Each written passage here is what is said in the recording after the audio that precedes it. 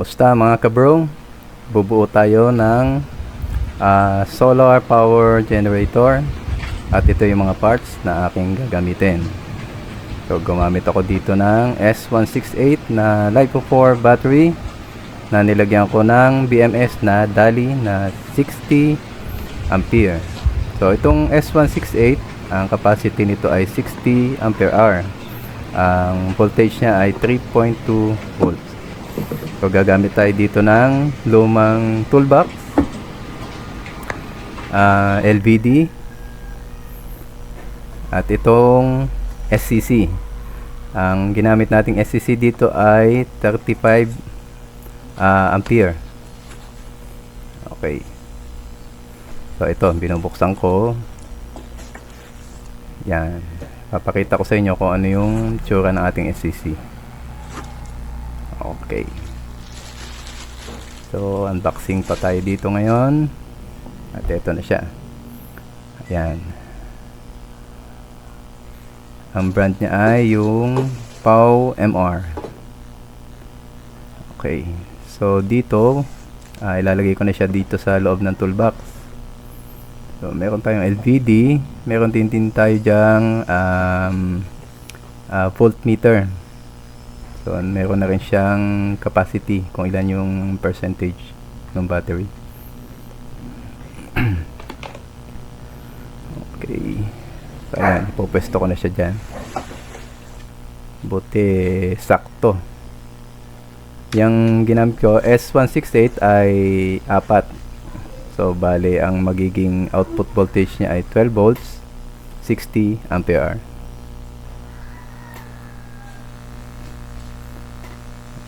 Okay.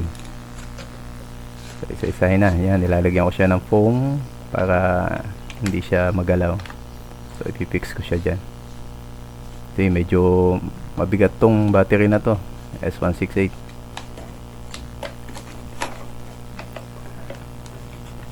So, bale itong DALI na BMS, meron na siyang built-in na active balancer. So, kaya hindi ko na nilagyan. So, since maliit naman yung mga iloload ko dito, dalawang fan at saka isang ilaw na 12 volts. So pure 12 volts po tayo dito. Yeah.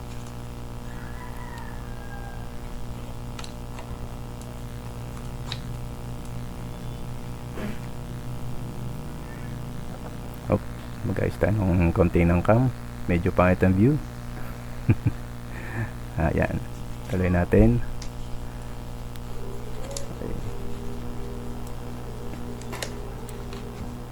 So, bali sa pagbubuo nitong portable solar power generator. So, ang kakailanganin lang natin dito ay ang SCC. MPPT po ito. Tapos, ang gagamitin kong solar panel dito ay 100 watts. So, hindi na tayo gagamit dito ng inverter. So, since pure 12 volts ang system natin. So, ayan po yung LCD display, yung voltmeter with capacity percentage. Yan, ipopwesto ko siya dyan. So, bali dito, gagawa ko nung cutout para dun sa voltmeter natin.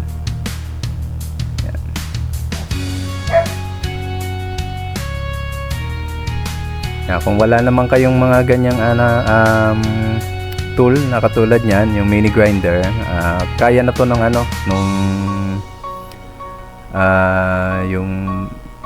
yung blade lang, kahit yung cutter na blade, kaya na yan.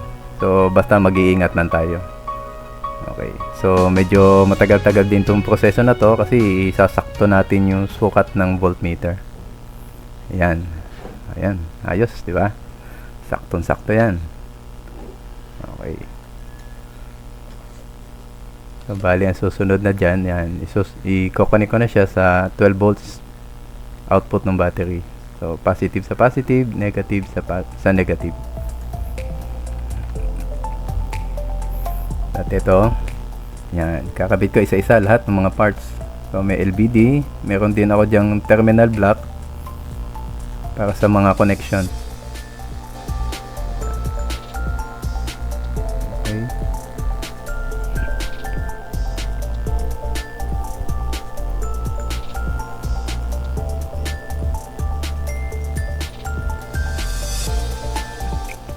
pinas forward ko na to kasi medyo matagal din to. Halos maghapon akong gumagawa niyan.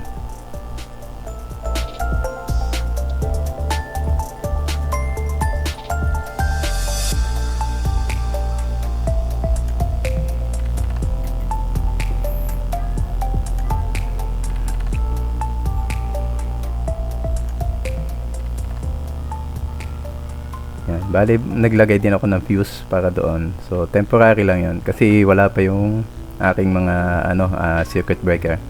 So, syempre, tingin tayo sa instruction manual. So, yan ang isa sa mahalaga nating gawin pag nagbubuo ng solar setup. Para alam natin kung paano pagsiset nitong SCC. Ayan.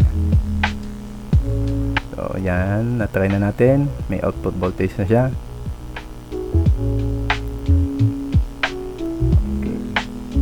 So sa ngayon, wala pa siyang circuit breaker. So trial test muna natin. Ayan po yung aking solar panel, 100 watts. Directly connected doon sa SCC. Ayan. Medyo malabo pero nagcha-charge na siya. So sa ngayon, mayroon na siyang 20.8 na voltage galing sa panel. Yan, 21 na. Tapos ang yan na nasa gitna, yan yung voltahe na nanggagaling sa battery. Okay. So mahalaga po 'yon. Basahin muna natin ang instruction manual bago tayo magbuo. At syempre, sa pagkakabit ng battery sa SCC, mahalaga 'yon. So battery muna bago ang solar panel. Ito, kinabitan ko siya ng fan with speed controller. Ayan. So, gumagana. Okay. Napakatipid po niya sa kuryente. So, matagal malolobat tong ating battery na to. Ayan. Sa lahat ng gustong magbuo, simple lang. Basta meron kayong lumang toolbox, pwede nyo doon ilagay ang battery nyo. Ayan, dito lalagyan ko siya ng yung mga connector para sa fan at sa ilaw. So meron tayong speed controller at saka light dimmer. May kanya-kanya din silang switch. Ito, inaayos ko pa, binutasan ko din yan. Tapos yan, naghihinang pa. Forward din natin kasi matagal din to.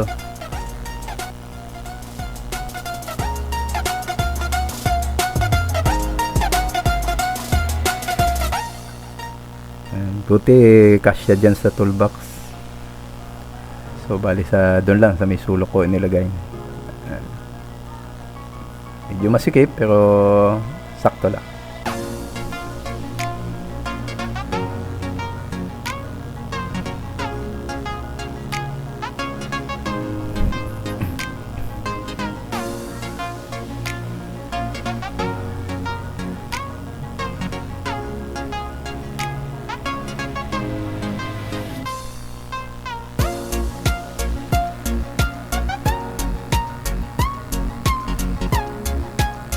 So bale lahat ng aking parts na ginamit dito nabili ko lang online. So bale sa Lazada ako bumili. So nandun na lahat. Itong mga switch, mga light dimmer, speed controller, at saka yung mga connector para sa 12 volts. Yan. So itong mga switch ko, doon din, LCD display, voltmeter. Yan, yung BMS, battery. Yan, hindi ko lang binili dyan, yung toolbox. Ito na. Inabit ko na rin sa wall. Itong ating SCC. Yan, charging na siya. Ito ang ating portable generator. Ito yung kabitan ng battery. Papuntang SCC. Ito naman ang switch. Saka speed controller ng fan. Pwede rin ang light. Ito yung aking fan na gamit. ilaw, yung isa pang fan. Alright.